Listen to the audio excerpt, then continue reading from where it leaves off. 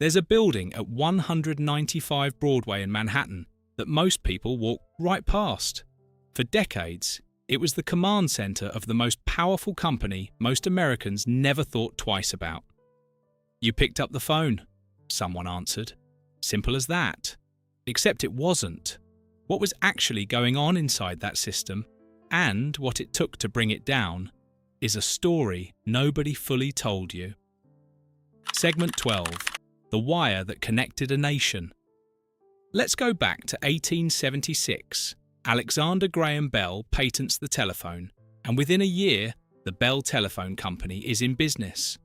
Within a few more years, there are local telephone exchanges popping up in cities across the country. Within a decade, long-distance service begins to take shape, and within a generation, the Bell system has become something that nobody quite planned for.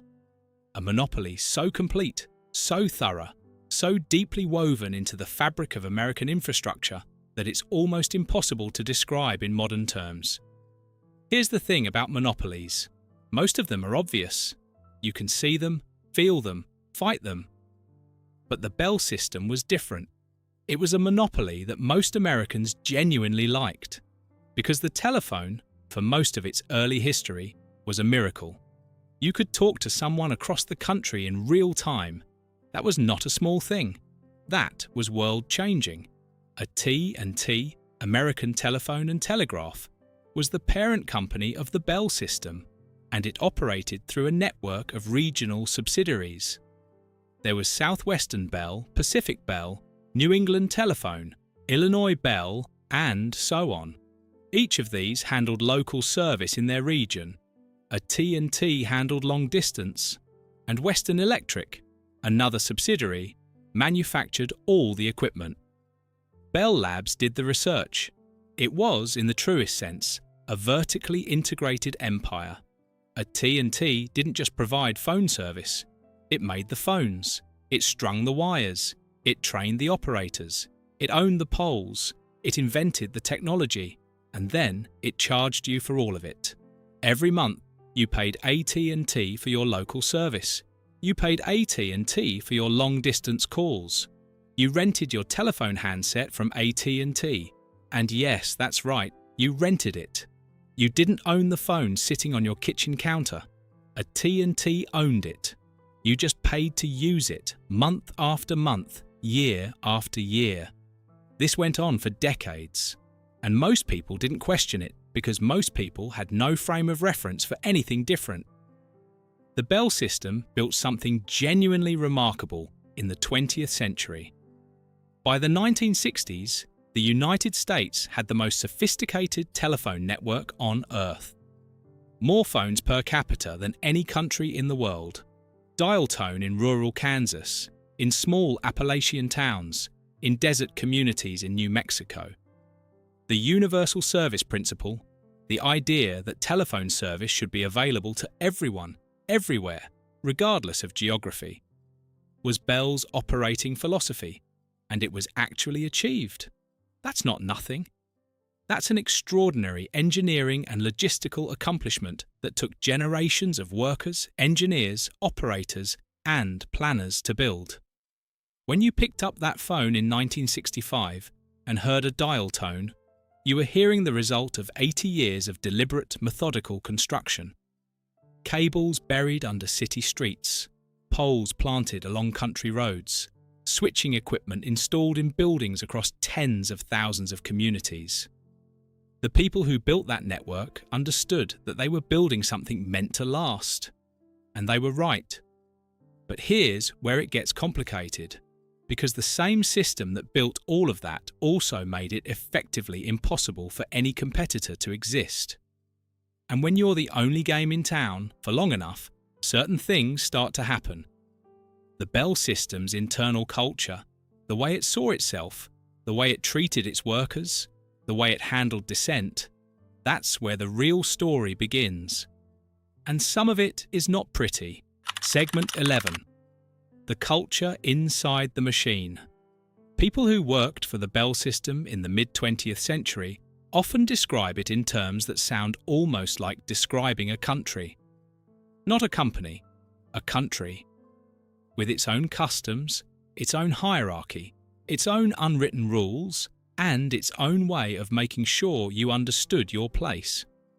Bell employees received pensions, health insurance, and job security that was nearly unmatched anywhere in the American economy.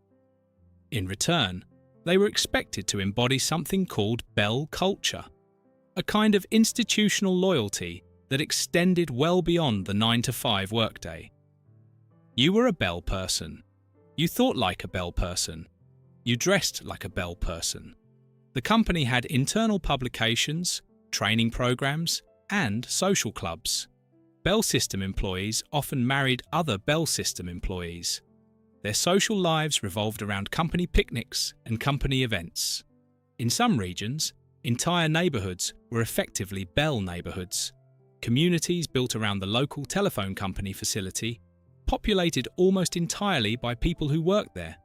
For many employees, especially in the decades immediately following World War II, this was genuinely appealing.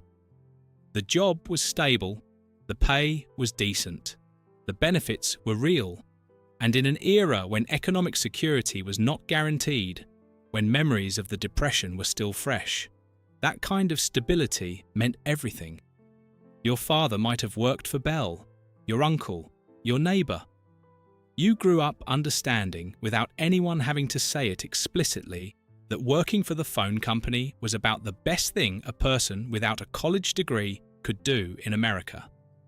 But the Bell System's internal culture also had a shadow side, and nowhere was that shadow more visible than in how the company handled the question of women. From the earliest days of telephony, women had been the backbone of the operator workforce. The first telephone operators were actually teenage boys, and they were, by all accounts, terrible at the job. Rude, impatient, prone to hanging up on customers. Within a few years, the industry had largely shifted to hiring women who were considered more patient, more polite, and, critically, willing to work for lower wages. By the early 20th century, the telephone operator had become one of the most iconic female professions in America. Thousands of women sat at switchboards across the country, connecting calls, assisting customers, serving as the human interface between the Bell System and the public. They were essential. Everybody knew they were essential. And yet, for most of the Bell System's history, they were paid less, promoted less, and had fewer opportunities than their male colleagues, even in positions where they were doing more complex and demanding work. This wasn't unique to the Bell System, of course. This was the entire American economy for most of the 20th century. But the Bell System was large enough and visible enough that when the federal government started looking at employment discrimination in the early 1970s, AT&T became one of the primary targets. What investigators found when they looked closely was not subtle.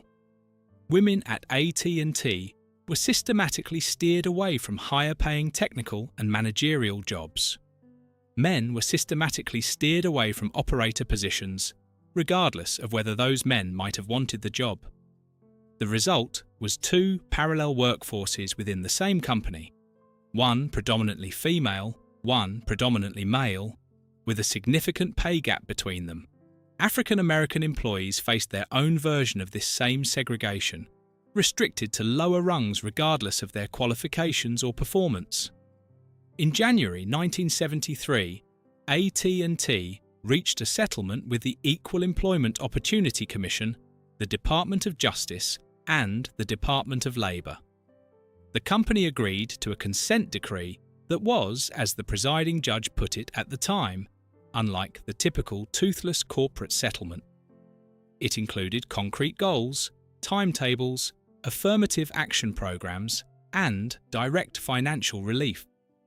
The total projected cost of the settlement was approximately $38 million, with $15 million allocated specifically as back wages to those who had been denied fair treatment, and the remaining $23 million going toward additional benefits and structural reforms required by the decree. It was, at the time, the largest employment discrimination settlement of its kind in American history, For a company AT&T's size, the financial penalty was manageable, but the reputational damage was real, and more importantly, it cracked open the carefully maintained image of the Bell system as a benevolent, well-run institution that took good care of its people. The investigation had shown that the institution took good care of some of its people and not others. That distinction mattered, and it was just the beginning of the scrutiny that AT&T would face over the next decade. Because while this was playing out in the employment arena, a very different set of battles was being fought over the network itself.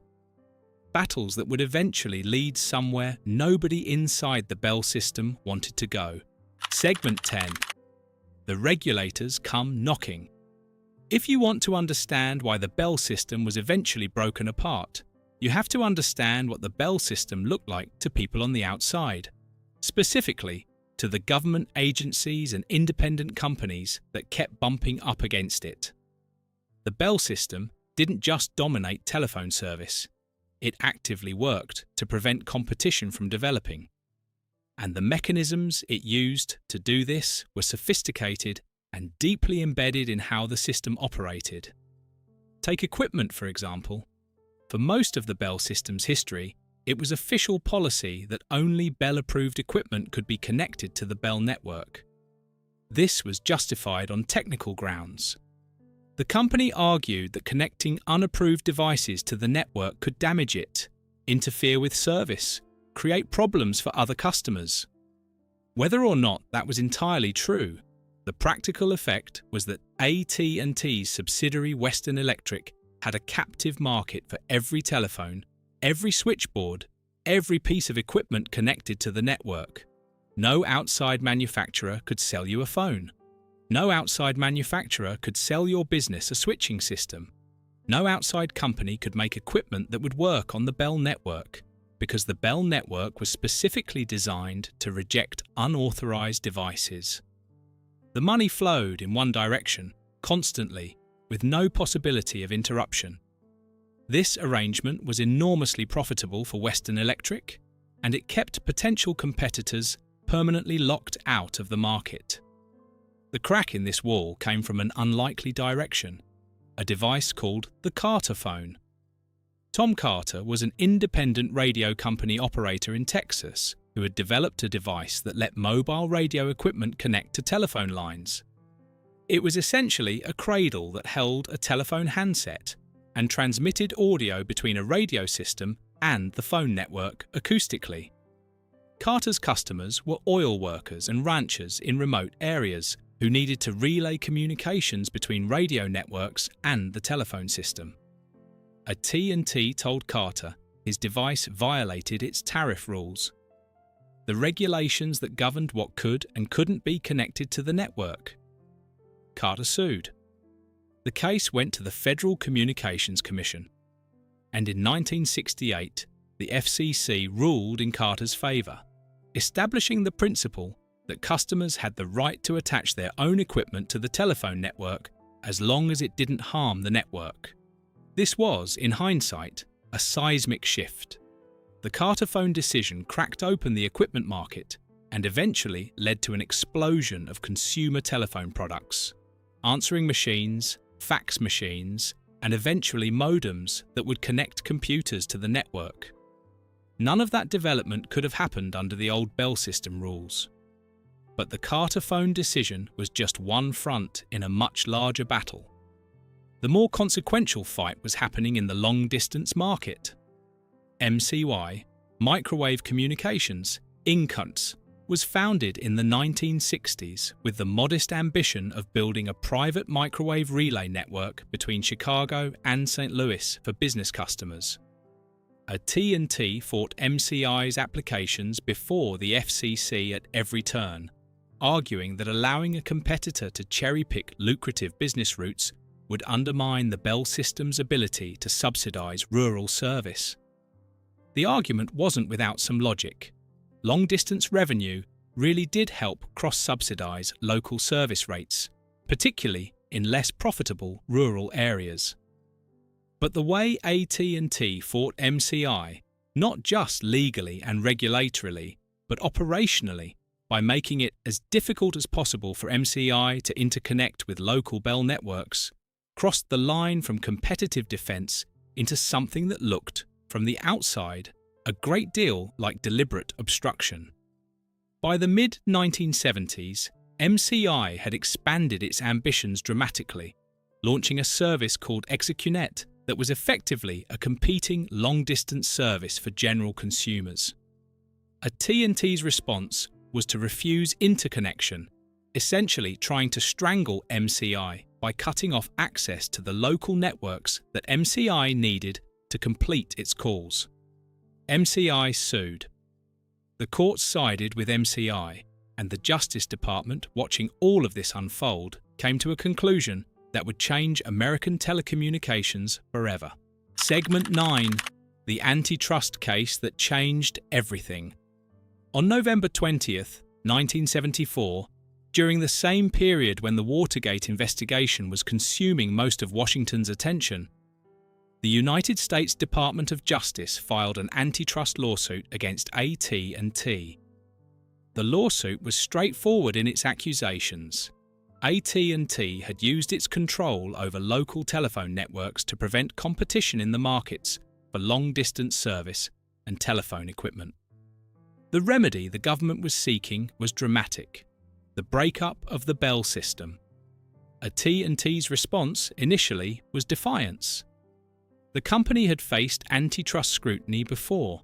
There had been a significant consent decree in 1956 that had limited AT&T's activities, and it had survived. The company's lawyers believed they could outlast this challenge as well. AT&T had resources that few institutions in the world could match. It had experienced lawyers and experienced lobbyists and experienced former regulators who had come to work for the company. It believed, not entirely without reason, that patience was its most powerful weapon. What AT&T didn't fully account for was the judge who would hear the case. Harold Green, a federal district court judge in Washington, D.C., who took over management of the case in 1978 on his first day on the bench at the district court. Green had a reputation for meticulous preparation and a willingness to manage complex litigation with unusual firmness. He ran a tight courtroom, pushed back against delay tactics, and made clear that he intended to reach a verdict. AT&T's strategy of attrition, burying the proceedings in complexity and hoping the government would eventually give up, was not going to work against this particular judge. The trial began in earnest in 1981. AT&T mounted what it believed was a comprehensive defence, arguing that its monopoly was a natural one, that the economics of telephone service made a single national provider more efficient than a fragmented market. It argued that its cross-subsidisation model, which used profits from long-distance and urban service to keep rural and residential rates low, could only function if the company controlled the whole system. Green denied AT&T's motion to dismiss the case in the fall of 1981, writing in his ruling that the evidence the government had presented demonstrated violations of antitrust law over a lengthy period of time. That ruling was, in practical terms, the moment the Bell system's fate was sealed. By the end of 1981, it was becoming clear inside AT&T that the legal position was deteriorating. The company began, for the first time, to seriously consider the possibility of settlement. The negotiations that followed were complex and contentious. AT&T's chairman, Charles Brown, was navigating competing pressures from within the company: board members, executives, and employee unions who all had different ideas about what an acceptable settlement might look like. The government, meanwhile, was trying to craft a remedy that would actually create meaningful competition rather than just rearranging the pieces. The final agreement came together through direct negotiations between Brown and Assistant Attorney General William Baxter in early January 1982. What they arrived at was the modified final judgment. The consent decree that would dissolve the Bell system. Under its terms, AT&T would divest its local telephone operations, spinning them off into 7 independent regional holding companies. AT&T would keep its long-distance service, its manufacturing subsidiary Western Electric, and Bell Labs. The 7 regional companies, which immediately became known as the Baby Bells, were Ameritech, Bell Atlantic, Bell South, 9X, Pacific Telesis, Southwestern Bell, and US West. Together, they would serve local telephone customers across the country. AT&T would compete in the now open long-distance market. The breakup took effect on January 1st, 1984. It was, in a corporate sense, one of the most significant days in American business history. A company that had operated as a unified system for over a century was overnight transformed into 8 separate companies. AT&T's book value dropped by roughly 70% as a result of the divestiture. Of the more than 1 million employees it had going into the breakup, it emerged with fewer than 400,000. AT&T's employees, all 1 million or so of them, woke up on January 1st, 1984, as employees of 8 different companies, depending on where they worked. The infrastructure, the systems, the network itself, all of it had to be separated and reallocated. That process had taken 2 years of planning, and it still didn't go entirely smoothly. But by any measure, it was a remarkable logistical achievement. And then, of course, everyone had to figure out what came next. Segment 8. The Bell Labs Legacy. What the monopoly built. Before we get into what happened after the breakup, it's worth pausing to consider something that tends to get lost in the story of antitrust and corporate arrogance. What the Bell system actually produced during its century of existence. Because the answer is quite a lot. More, arguably, than any other private research institution in the history of the world. Bell Laboratories, founded in 1925 as a joint venture between AT&T and Western Electric, was the research arm of the Bell system. And what it produced, over the course of roughly 60 years as part of that system, is almost impossible to overstate. The transistor, developed at Bell Labs in 1947 by William Shockley, John Bardeen, and Walter Brattain.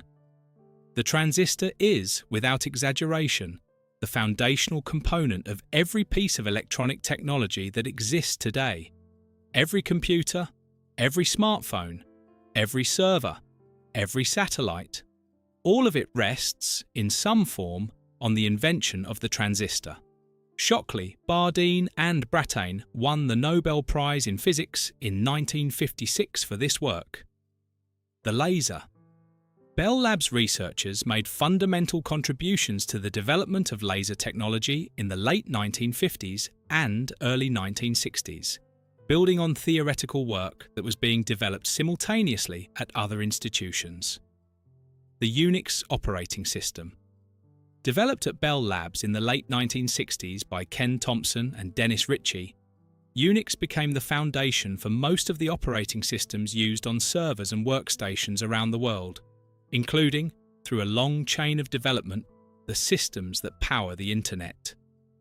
The C programming language, also developed at Bell Labs by Dennis Ritchie in the early 1970s. C became one of the most influential programming languages in history, directly giving rise to C++, Java, and dozens of other languages that are still in everyday use today. Information theory. Claude Shannon, working at Bell Labs in the late 1940s, developed the mathematical framework that underlies all modern digital communication. Every time you send a text message, stream a video, or download a file, you are using concepts that Shannon developed in work published between 1948 and 1951. He essentially invented the mathematical foundation of the digital age. Solar cells, charge-coupled devices, the image sensors that eventually made digital cameras possible. Error-correcting codes, cellular telephone technology. The list goes on and on. How was this possible? How did a telephone company produce so many foundational scientific and technological breakthroughs? The answer is, essentially, money and time. Bell Labs was funded by AT&T's monopoly profits, which meant it had essentially unlimited resources. And because AT&T was in the business of building long-term infrastructure, not chasing quarterly earnings, Bell Labs researchers were given the freedom to pursue fundamental science without immediate commercial pressure. They could spend years, even decades, on problems that had no obvious application to telephone service. Researchers were hired with the explicit understanding that their job was to think deeply about hard problems and see where those thoughts led. Shockley's team wasn't trying to invent the transistor, because AT&T needed transistors. They were investigating the fundamental physics of semiconductors, because AT&T wanted to understand how electricity moved through materials so it could build better telephone equipment. The transistor was, in some sense, a side effect of that deeper inquiry. This model, well-funded, long-horizon basic research attached to a large industrial organization, produced an extraordinary return. The inventions that came out of Bell Labs over 60 years transformed not just the telecommunications industry, but essentially the entire modern economy. And it was only possible because of the monopoly. The monopoly funded the research. The monopoly gave the researchers time. The monopoly insulated Bell Labs from the pressure to produce commercially viable results on a quarterly schedule. That's a genuinely uncomfortable thing to sit with. The monopoly that was harmful enough to warrant breaking up was also the economic engine that produced some of the most consequential scientific work of the 20th century. These two facts don't cancel each other out. They just exist side by side, creating a tension that doesn't resolve neatly. After the breakup, Bell Labs, now part of the downsized AT&T, continued to produce important research for a while, but gradually, as AT&T faced competition and cost pressures, the investment in pure research declined. Bell Labs was eventually folded into Lucent Technologies when AT&T spun that company off in 1996 and then passed to Nokia years later. The great research institution still exists in name, but it's a shadow of what it was during the Bell System era. Nobody built anything quite like it again. Segment 7. The Operators. Voices that held the nation together. Long before any of the antitrust drama, long before transistors and Unix and corporate power struggles, there were the operators. Women, almost exclusively women, sitting at wooden and then metal switchboards, plugging and unplugging cables, connecting call after call after call. In the early days, these women worked 10-hour shifts standing at their boards. The work was physically demanding, mentally intense, and emotionally exhausting. Customers were not always patient, calls didn't always connect cleanly, and the supervisor was always watching. At the peak of the operator system, in the years before direct dialing became widespread, there were hundreds of thousands of telephone operators working for the Bell system across the country. They were the human nervous system of the network, the people who made the connections that the technology couldn't yet make automatically. In small towns, the operator was often a local institution. She knew who was calling whom. She knew when the doctor was on the line. She knew, sometimes, before anyone else did, when something had gone wrong. A car accident on the highway, a fire at the mill, a medical emergency at the farmhouse on Route 7. Operators weren't just connecting calls. They were nodes of information in communities that depended on that information. There are stories, many of them, of operators who stayed at their boards during emergencies, connecting calls and relaying information until they were physically forced to leave. During the 1906 San Francisco earthquake, operators kept working as long as the lines held, connecting calls for rescue workers and terrified residents even as buildings collapsed around the exchange buildings. During floods, fires, and storms across the country, operators who should have evacuated stayed at their switchboards because they understood that people needed the lines open. This was not required of them in any formal sense. It was simply part of what it meant to them to be an operator. And then, gradually, they became obsolete. Direct dialing, the ability for customers to dial a number themselves without going through an operator, began rolling out in the 1920s and expanded steadily through the mid-20th century. Each expansion of direct dialing meant fewer operators needed. Each technological improvement meant another round of layoffs or transfers or early retirements. By the time the bell system was broken up in 1984, the operator workforce was a fraction of what it had been at its peak. The women who had been essential, who had held the network together through every crisis, were being systematically phased out by the technology that their labour had helped build and sustain. Some were offered early retirement packages. Some were transferred to other positions within the bell system. Some simply lost their jobs. The bell system was generally better than most large employers about managing this transition. The unions that represented operators had negotiated protections that softened the impact somewhat. But the result was the same. An entire profession, one that had been central to American life for decades, was disappearing. The last manual telephone exchange in the United States was not closed until 1983. A small holdout in Bryant Pond, Maine, a village so attached to its hand crank system that locals formed a committee called Don't Yank the Crank to fight the conversion. They lost. When it finally switched to automatic dialing, long-time residents described it as the end of something they couldn't quite name.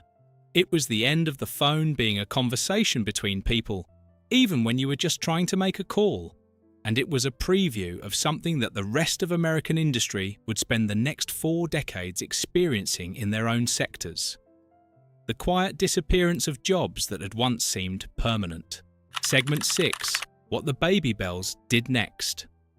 When the 7 baby bells launched on January 1st, 1984, they were, in theory, purely local telephone companies.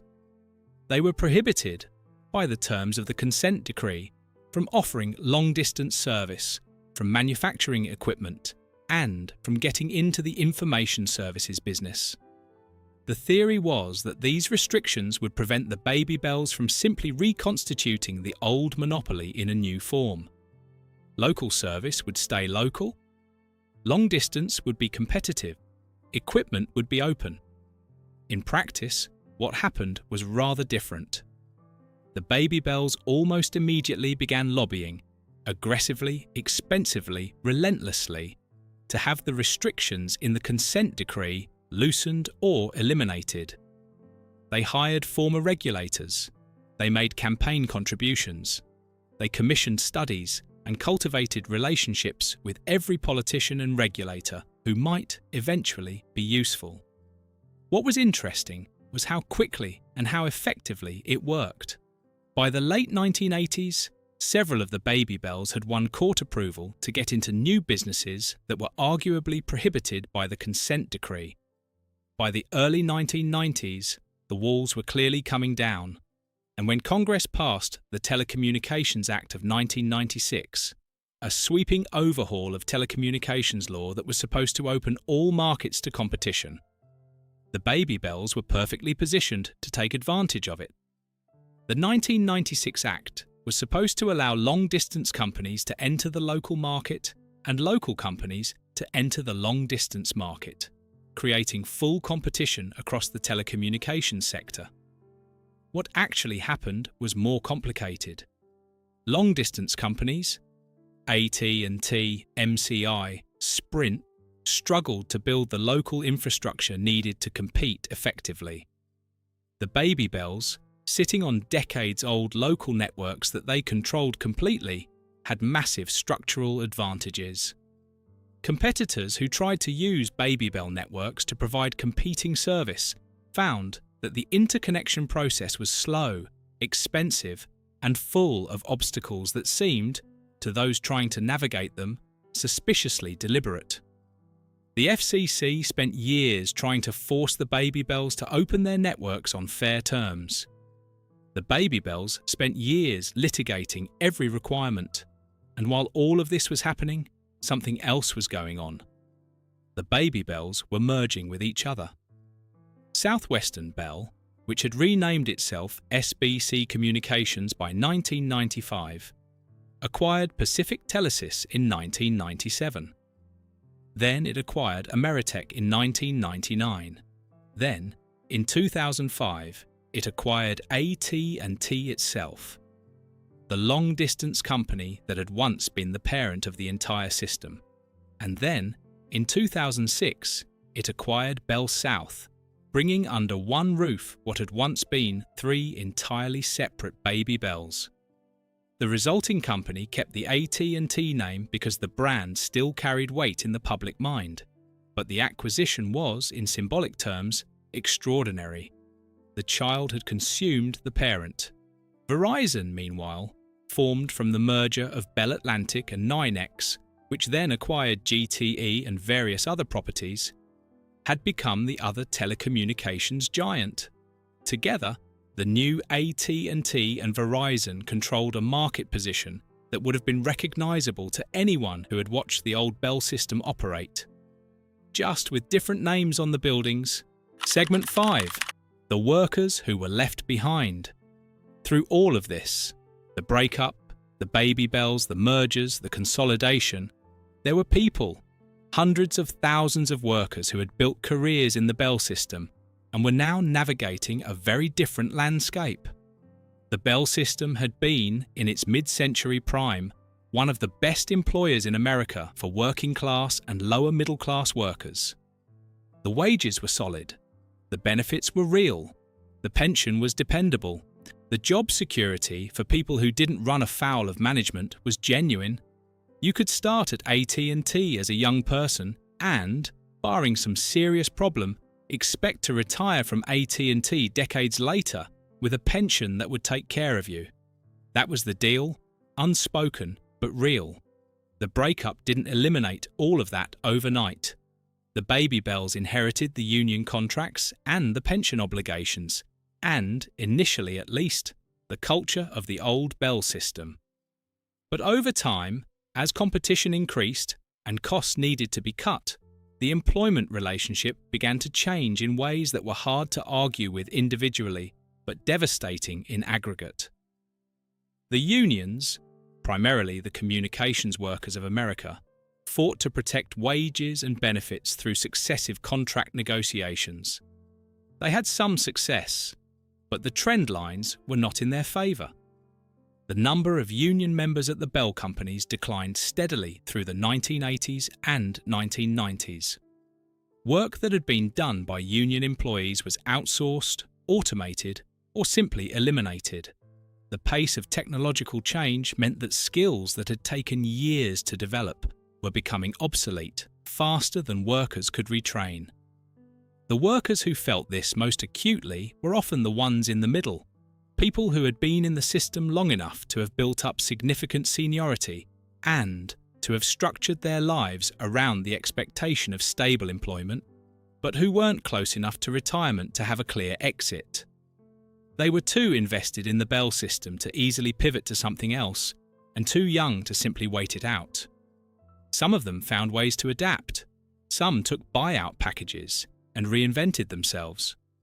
Some moved laterally within the new telecommunications landscape, to cable companies, to wireless carriers, to equipment manufacturers. Some went into trades or started their own businesses, but some didn't make it. There's a particular kind of economic dislocation that comes from watching an institution you built your identity around simply stop being what it was.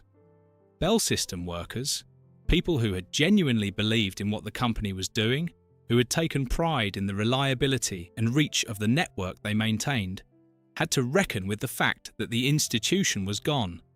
Not just changed, but fundamentally altered in ways that couldn't be undone. The buildings were still there.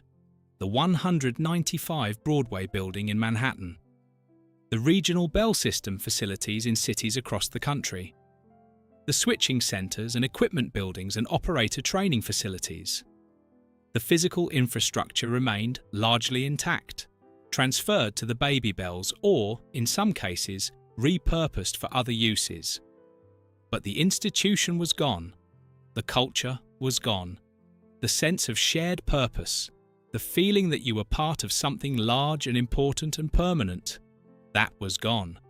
And what replaced it, in many cases, was simply the ordinary uncertainty of working for a company that was competing in a market and might, at any time, decide that your particular position was no longer required. For many Bell System veterans, January 1st, 1984, was not a liberation. It was a loss, and the grief that came with it was real, even if it wasn't the kind of grief anyone was going to write about in the newspaper. Segment 4. The technology that escaped the system. Here's something that doesn't get talked about enough when people discuss the Bell system breakup. What the breakup enabled, beyond competition in telephone service. The Carterphone decision in 1968 had opened the equipment market.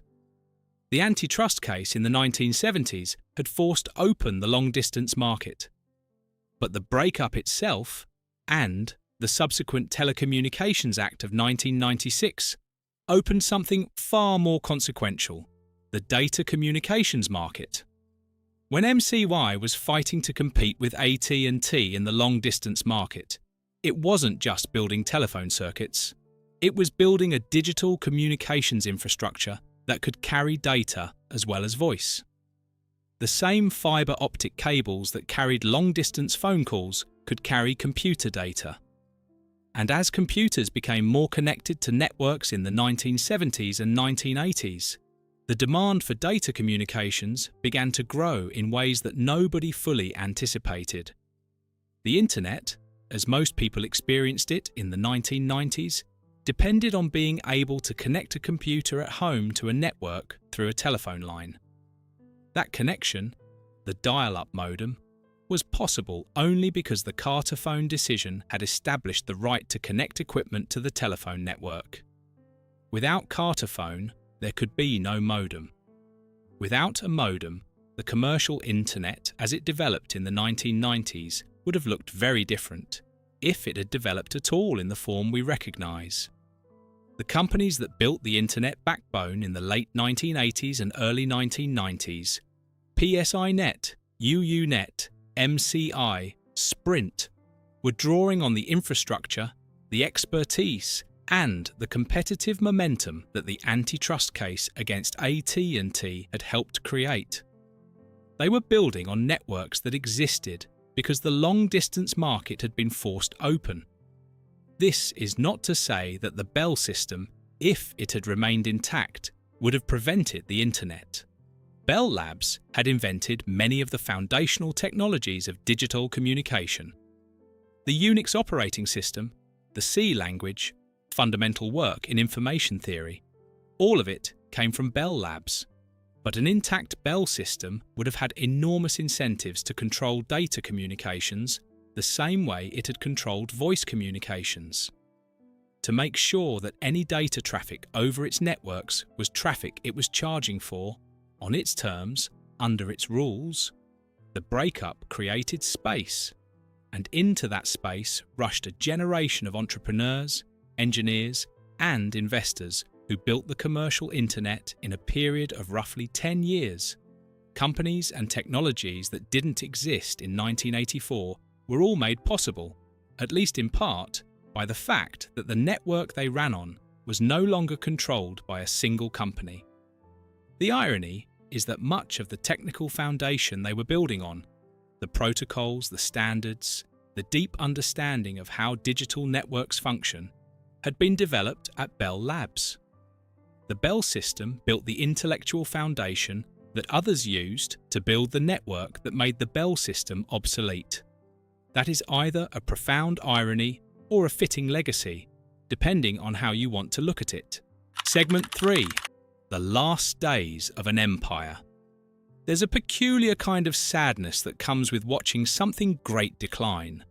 Not because what's declining was perfect, it wasn't, but because something was lost that can't quite be replaced.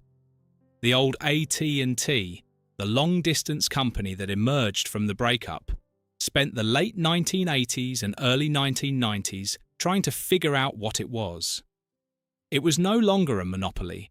It was competing, for the first time in its history, in a real market. And it turned out that a company that had operated as a monopoly for a century was not necessarily well prepared for competition. The culture at AT&T had been built around reliability and stability, not speed and aggressiveness. When MCY launched advertising campaigns mocking AT&T's prices, AT&T's response was slow and somewhat bewildered. This was not what AT&T was used to. Competitors weren't supposed to mock you in public. There were procedures for this kind of thing. There were supposed to be. AT&T made a series of strategic bets in the 1990s that, in retrospect, looked like a company desperately searching for an identity. In 1991, it acquired NCR Corporation, a computer and data processing company, for approximately $7.4 billion in stock, betting that the future lay in combining communications with computing. The bet didn't pay off. NCR struggled inside AT&T, losing $600 million in 1994 alone, and AT&T eventually spun it off again in 1996. In 1994, AT&T paid $11.5 billion for McCaw Cellular, a wireless company, in a recognition that the future of telephone service was increasingly happening over the air rather than over wires. This was a better bet. AT&T Wireless became a significant business, but managing the integration was complicated, and the relationship between the wireline and wireless sides of the company was never entirely smooth. In 1998, AT&T acquired TCI, a cable television company, in a bet that the future lay in delivering broadband and telephone service over cable infrastructure. This was perhaps the most forward-looking bet of all. Broadband over cable is, in fact, how tens of millions of Americans get internet service today.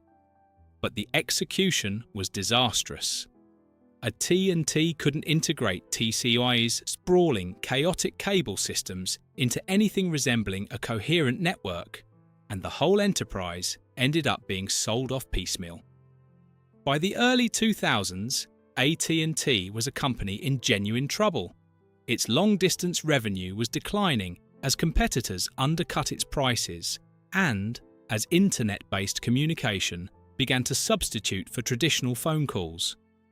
Its cable assets were being sold.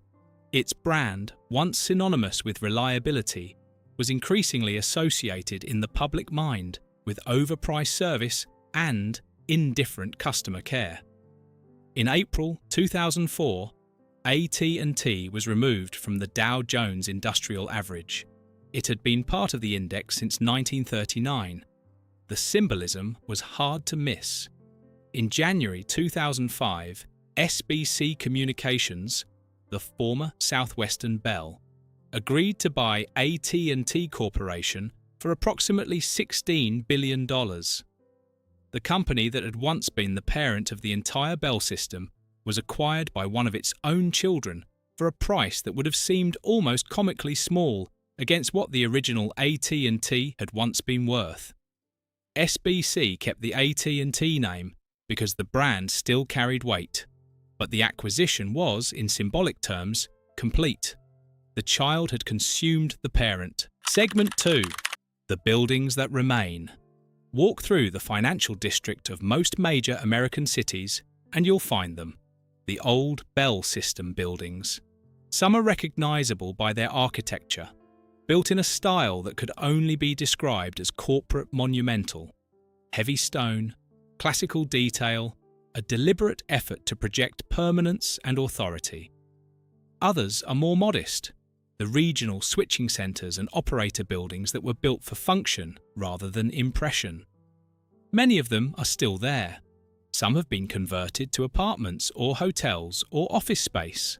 Some are still owned by the telecom successors, by AT&T or Verizon, and still house network equipment.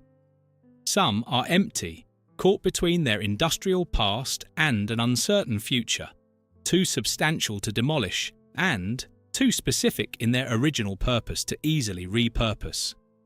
195 Broadway in Manhattan, the old AT&T headquarters, is now a mixed-use building with retail on the ground floor and residential and office space above. The marble lobby, with its classical columns and its sense of institutional gravity, is still intact. If you walk in from the street, you can stand in a space that was once the command center of the most powerful communications company in the world and feel absolutely nothing in particular, because it's now the lobby of a building that contains a food market and some apartments. That contrast between what a space once meant and what it means now is one of the more quietly melancholy things you can experience in an American city. The AT&T Long Lines building, also in Manhattan at 33 Thomas Street, is something else entirely. Construction began in 1969 and was completed in 1974. It's a massive concrete tower with no windows, designed to house AT&T's long-distance switching equipment and survive a nuclear attack. It's one of the most brutally imposing buildings in New York City. 29 floors of reinforced concrete, designed to be self-sufficient for 2 weeks without outside utilities. It was built to outlast a civilization-ending event. It's still there, it still houses telecommunications equipment, and it's still, decades after the Bell system ended, one of the most striking monuments to what that system was. Something built to last, built to endure, built with the assumption that it would be there forever. The assumption was wrong, of course, but the building is still standing. These buildings are not museums. Nobody has put up plaques explaining what they meant. They just exist, in the middle of cities that have largely moved on, as physical reminders that something enormous was here once, and that it shaped the country in ways that most people alive today never directly experienced. Segment 1. What it meant, and what came after. The Bell system lasted, in its various forms, for about a century. From the founding of the Bell Telephone Company in 1877 to the breakup in 1984, it operated as the spine of American communication. It built the infrastructure that connected a continent. It funded the research that produced technologies that transformed the world. It employed, at various points, millions of people who built their lives and identities around the institution. It also maintained a monopoly that limited competition, created structural barriers that locked out potential innovators for decades, suppressed wages for women, and restricted advancement for minority employees, actively obstructed rivals, and used its political influence to resist accountability far longer than it should have. It was, in the way of most large and powerful institutions, a mixture of genuine accomplishment and genuine harm. Separating the two cleanly is not really possible, and anyone who tries to do it, either to celebrate the Bell system without reservation or to condemn it without acknowledgement of what it built, is missing something important. After the breakup, the telecommunications landscape became more competitive, prices fell in key markets, and the pace of innovation accelerated dramatically. The Internet age, which required an open, competitive data communications market, was made possible, at least in part, by the dismantling of the old system. The consumer technology revolution of the 1990s and 2000s, from the personal computer to the smartphone, depended on open, accessible networks of the kind that the old Bell system would never have allowed. At the same time, the consolidation that followed the breakup produced, within 2 decades, a market dominated by 2 or 3 large carriers who, in the eyes of many critics, exercise a degree of market power not entirely different from what came before, just distributed differently. The phone in your pocket is more powerful than anything the Bell system ever imagined. But the company that provides your wireless service is, in many cases, a direct descendant of the Bell system, and the experience of dealing with it, the customer service, the contracts, the sense that you don't have many real alternatives, will be familiar to anyone who remembers what AT&T was like in 1980. Some things change completely. Some things change their shape while staying essentially the same. What the Bell system leaves behind, beyond the buildings and the corporate lineage, is a set of genuine questions that haven't been fully resolved. Can a competitive market produce the kind of long-horizon research that Bell Labs produced? What happens to a workforce when the institution they built their lives around disappears? How do you regulate a technology company that is also essential infrastructure? These questions are not academic. They're playing out right now with different companies and different technologies, but with the same underlying tension between private power and public need. The Bell system is gone. The questions it raised are not. The empty Bell system buildings are still standing, quiet monuments to something that was, for better and worse, genuinely enormous. Walk past one sometime, look up, think about what it meant for one company to run the lines that connected a nation, and think about what it means that we had to take it apart to find out what we'd built. If you enjoyed this video, please like and subscribe to our channel so you never miss out on more fascinating stories.